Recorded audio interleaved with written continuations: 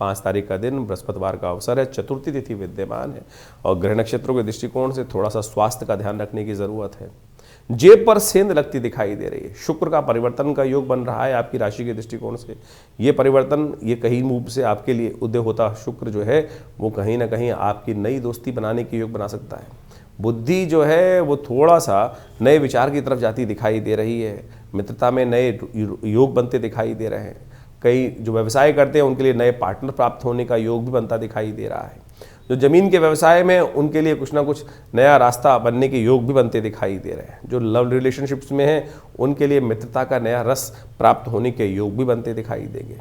लेकिन जो बच्चे हैं उनका ग्रह योग इस प्रकार का बनता दिखाई दे रहा है कि जो समय है स्वास्थ्य के लिए भारी हो सकता है, तो इसलिए स्वास्थ्य का ध्यान रखते हुए गाड़ी बड़ी सावधानी से चलाएं।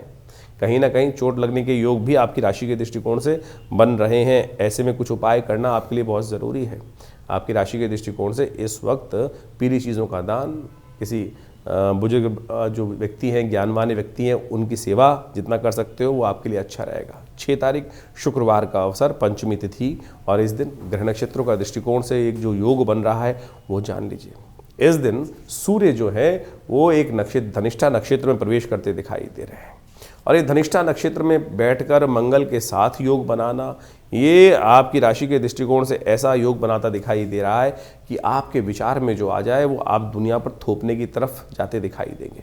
कि जो आपका ये विचार ठीक है और इसके अनुसार से ही सब चले, तो ये कहीं ना कहीं आपको इंटरनल तौर पर अननेसेसरी परेशान करने के योग बना सकता है। घर या बाहर कहीं ना कहीं लोगों के साथ कुछ द्वेष की भावना, इंटरनल जो लोग हैं वो आपसे थोड़ा सा ईर्ष्या करने की तरफ जाते दिखाई देंगे और उनकी इंटरनल जो ईर्ष्या है वो कहीं ना कहीं उनके चेहरे पर भी आएगी और उसको पढ़ते भी दिखाई देंगे। आपकी राशि के दृष्टिकोण से ऐसा योग बनता दिखाई दे रहा है। तो थोड़ा सूर्य का उपाय करना ज़रूरी है। नित्यपति भगवान सूर्य को अवश्य जल देते हुए कार्य करें। हो सके तो आप एक काम और करने का प्रयास करें।